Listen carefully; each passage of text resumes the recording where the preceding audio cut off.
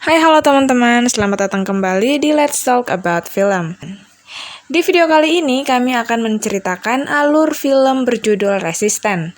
Film yang dirilis pada tahun 2020 ini merupakan film drama biografi yang ditulis dan disutradarai oleh Jonathan Jakubowicz yang terinspirasi dari kisah kehidupan Marcel Marceau, seorang pantomim yang bekerja sama dengan sekelompok pramuka Yahudi dan perlawanan Prancis untuk menyelamatkan ribuan anak yatim piatu dari Nazi selama Perang Dunia Kedua.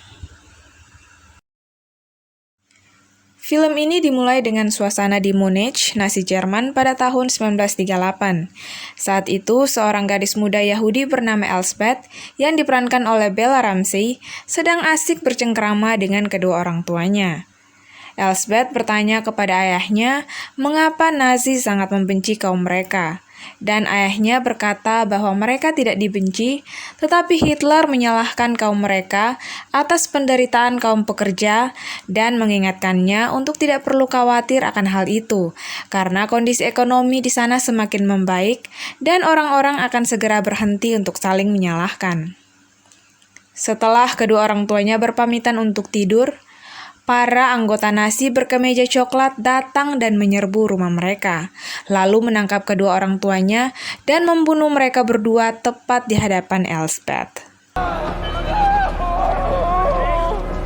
Scene lalu berpindah pada 14 November tahun 1938 di Strasbourg, Prancis, dekat perbatasan Jerman, di mana Marcel Marceau yang diperankan oleh Jesse Eisenberg sedang menampilkan pantomim di panggung sebuah rumah bordil. Marcel adalah pemuda yang sangat bersemangat untuk seni, terutama pantomim dan lukisan. Setelah selesai berpantomim dan memberi hormat kepada audiens, ia dikejutkan oleh ayahnya yang datang dan menyeretnya keluar serta memarahinya karena melakukan pertunjukan dengan tampilan mirip Hitler di rumah bordil. Marcel menjelaskan bahwa penampilannya tersebut hanya menirukan idolanya yaitu Charlie Chaplin. Pada keesokan pagi, Marcel membantu ayahnya bekerja di toko daging milik ayahnya. Mereka didatangi oleh seorang pelanggan bernama Nyonya Garber. Mereka saling bercerita tentang anak perempuan dari Nyonya Garber bernama Emma. Setelah Nyonya Garber pergi, sepupunya Marcel bernama George datang dan mengajak Marcel untuk berbicara. George adalah seorang anggota pramuka Yahudi, dan ia meminta tolong kepada Marcel untuk membantunya menolong anak-anak yatim piatu Yahudi. Marcel awalnya menolak, tetapi ia akhirnya ikut bersama dengan sepupunya. Film berpindah pada sebuah jembatan perbatasan yang dijaga oleh beberapa tentara. Di sana, Marcel dan George bertemu dengan anggota pramuka yang lain, termasuk perempuan bernama Emma. Para anggota pramuka itu sedang menunggu truk yang membawa anak-anak yatim Yahudi untuk mereka bantu. Ketika truk itu sampai, anak-anak tersebut turun, dan di antara anak-anak tersebut terdapat si Elsbeth yang ayah dan ibunya telah dibunuh oleh Nazi. Mereka lalu berjalan melewati jembatan ke arah Marcel dan anggota pramuka yang lain. Salah satu dari tentara yang berjaga di jembatan tersebut ternyata adalah kakaknya Marcel. Ia bertanya kepada George apa yang Marcel lakukan di sana. George mengatakan bahwa Marcel akan membantu menghibur anak-anak tersebut. Dan mereka juga sangat membutuhkan banyak anggota yang bisa membantu mereka. Kakak Marcel berkata kepadanya bahwa bis yang mereka siapkan juga tidak akan cukup untuk mengangkut mereka semua. Lalu Marcel menawarkan diri untuk membantu dengan membawa truk milik ayah mereka. Marcel dan para anggota pramuka yang dipimpin oleh Emma dan George berhasil menyelamatkan 123 anak yatim piatu Yahudi yang orang tuanya dibunuh oleh Nazi ke sebuah rumah perlindungan. Anak-anak tersebut diberikan makanan dan juga pakaian. Melihat wajah anak-anak yang murung, Marcel lalu menghibur mereka dengan keterampilan pantomimnya. Anak-anak tersebut mulai terlihat antusias dan tertawa melihat aksi dari si Marcel. Ketika Marcel sedang melukis, ayahnya menghampirinya dan mereka saling berbincang tentang lukisan yang sedang dikerjakan oleh Marcel. Setelah itu, mereka lalu makan malam bersama dengan ibu dan kakaknya, sambil membahas tentang situasi yang mereka hadapi dan tentang anak-anak yang baru saja mereka selamatkan. Keesokan harinya, Marcel bersama kakaknya pergi ke rumah tempat perlindungan anak-anak yatim Yahudi.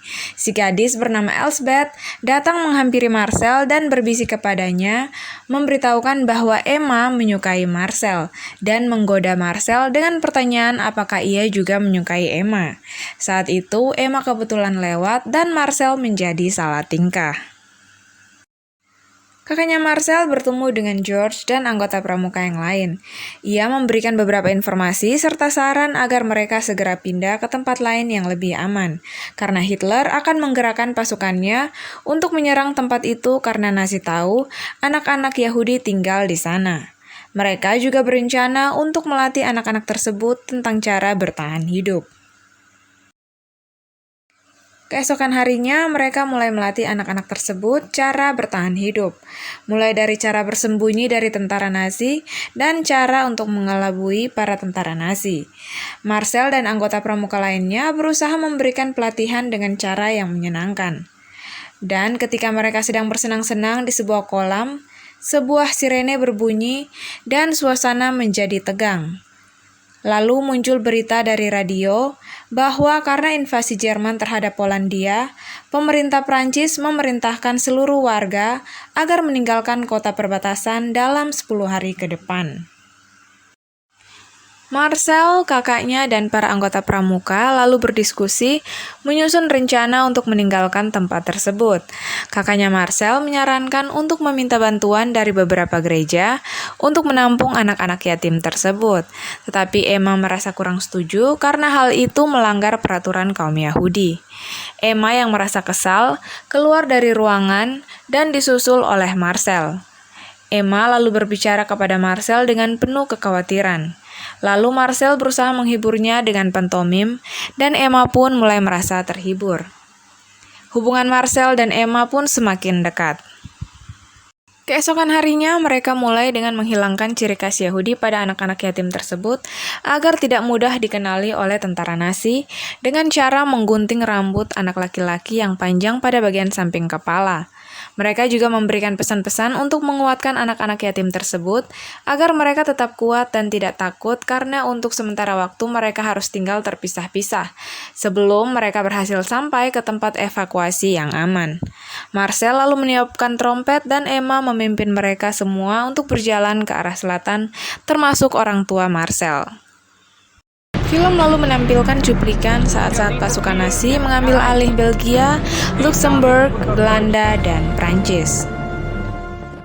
Scene lalu berpindah pada tahun 1941 di Limoges, Vichy, Prancis, di sebuah tempat persembunyian anak-anak yatim Yahudi dan juga markas dari Emma dan rekan-rekan pramukanya.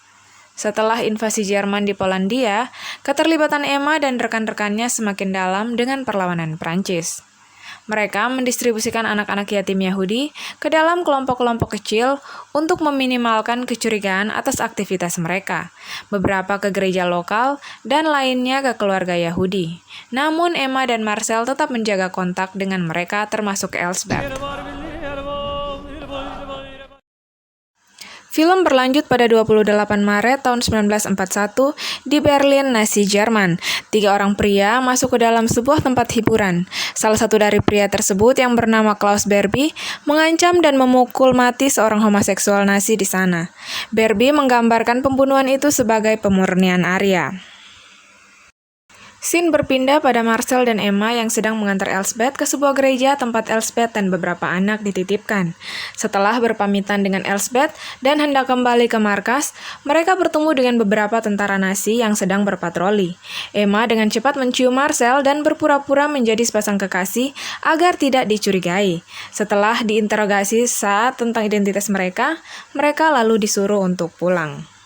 Sesampainya di markas tempat persembunyian, Marcel berbicara dengan kakaknya Alain tentang kelompok perlawanan di Lyon.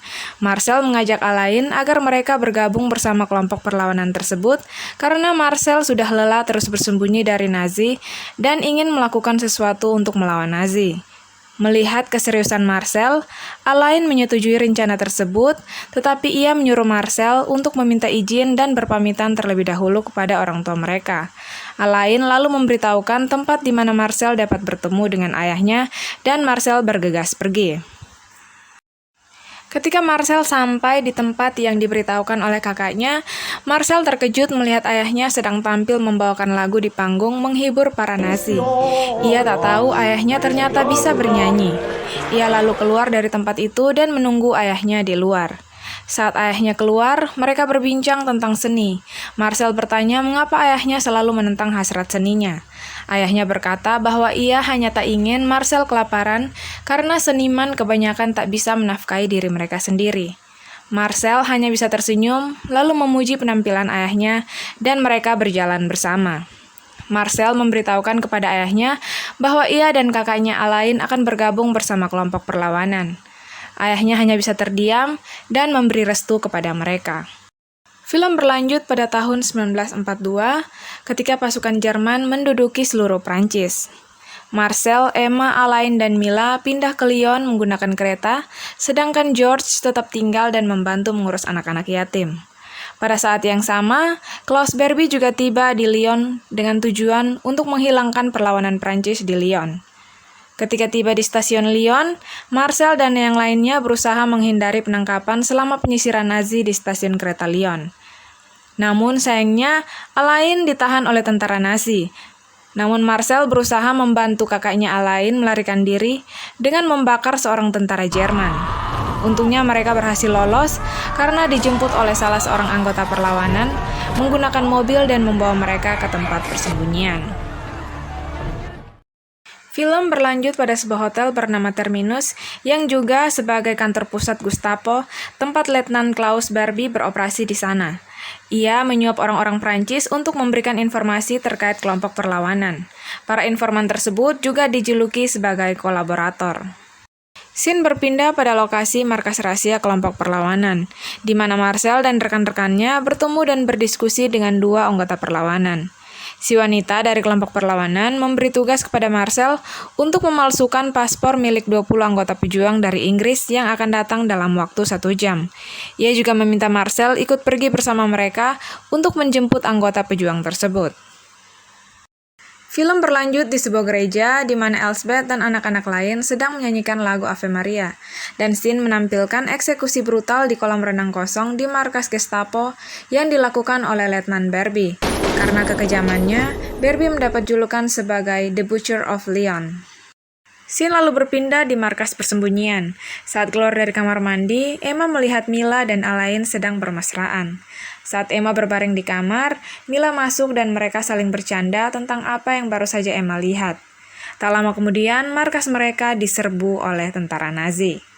Emma dan Mila serta anggota yang lainnya berlari untuk bersembunyi.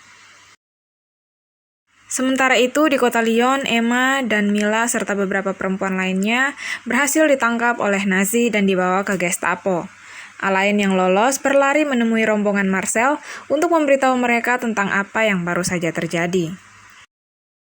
Keesokan harinya di Hotel Terminus, kantor pusat Gestapo, Emma, Mila, dan 2 orang perempuan lainnya berdiri di tengah kolam kosong, dan Letnan Barbie yang berada di belakang mereka menembak mati 2 wanita lainnya, lalu memaksa Emma dan Mila untuk membocorkan informasi tentang kelompok perlawanan.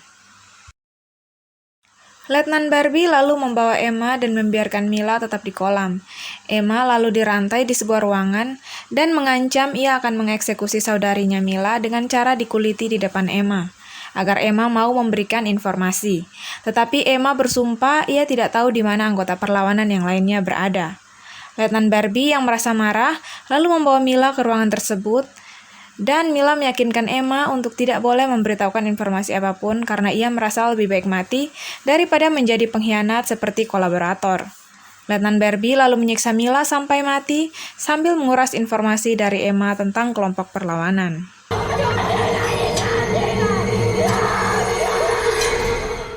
Sementara itu, di sebuah loteng, Marcel dan Alain sedang memantau situasi di dekat Gestapo. Mereka melihat Klaus Barbie yang sedang menjemput istri dan anaknya di depan hotel. Setelah itu, Emma dikawal oleh seorang tentara ke depan pintu keluar hotel. Marcel dan Alain yang melihat Emma lalu bergegas turun untuk menemui Emma. Emma dipakaikan sebuah bros sebagai simbol anggota kolaborasi.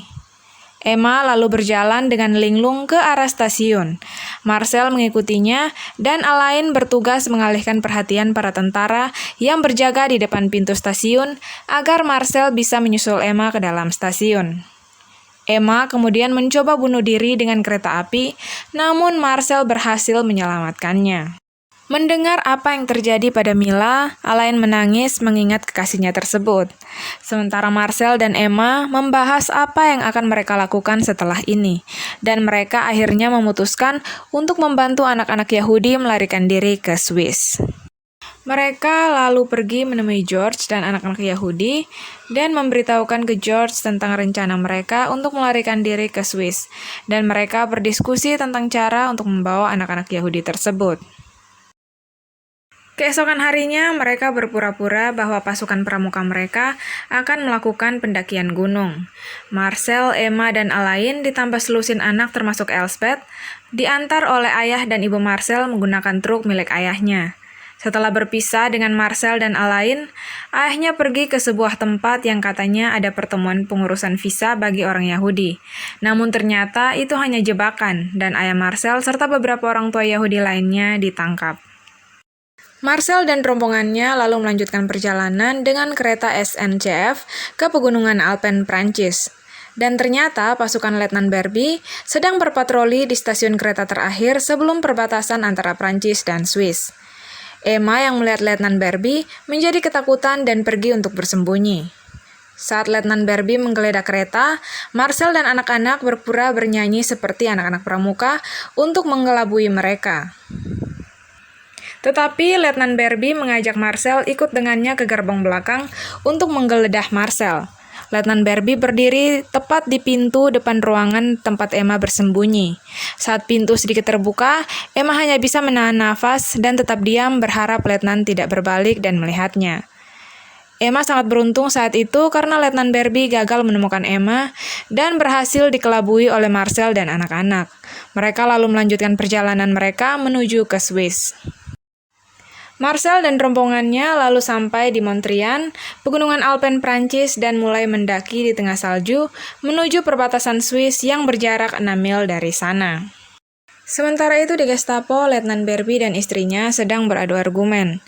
Lalu pintunya diketuk dan seorang tentara masuk dan memberitahukan bahwa salah satu pendeta yang mereka tahan memberi informasi bahwa anak-anak yang mereka temui di kereta adalah anak-anak Yahudi yang sedang melarikan diri dari pegunungan Alpen menuju ke Swiss. Ketika Marcel dan rombongannya sedang beristirahat mengelilingi api unggun, mereka mendengar suara dari pasukan Letnan Barbie yang sedang mencari mereka. Marcel dengan cepat menyuruh anak-anak itu berlari dan memanjat pohon untuk bersembunyi. Ketika mereka mengira mereka telah berhasil lolos dari Letnan Barbie, Marcel mengajak mereka semua untuk berlari. Namun hal itu membuat Letnan Barbie melihat mereka dan mengejar mereka. Dan ketika Letnan Barbie sudah cukup dekat untuk melepaskan pistolnya, ia menembak dan membuat Emma terluka parah saat Emma dan yang lainnya hendak melompat ke jurang.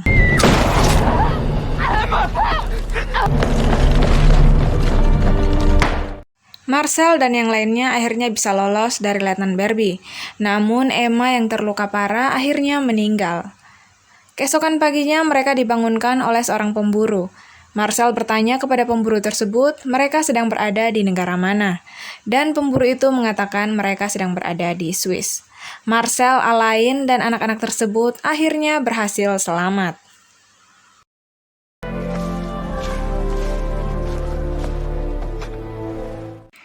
Film ini berlanjut pada tahun 1945 di Nuremberg, Jerman.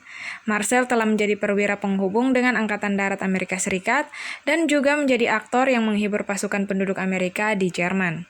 Marcel diperkenalkan oleh Jenderal George S. Patton kepada pasukannya dan memuji aksi Marcel dengan kakaknya. Film ini lalu ditutup dengan pantomim yang menggugah oleh Marcel dengan wajah putih dan kemeja biru putihnya yang terkenal.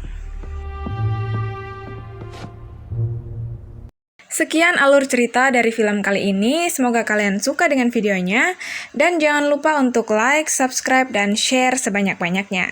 Jika ada kritik maupun saran, silakan sampaikan di kolom komentar. Terima kasih sudah nonton, sampai jumpa di next video.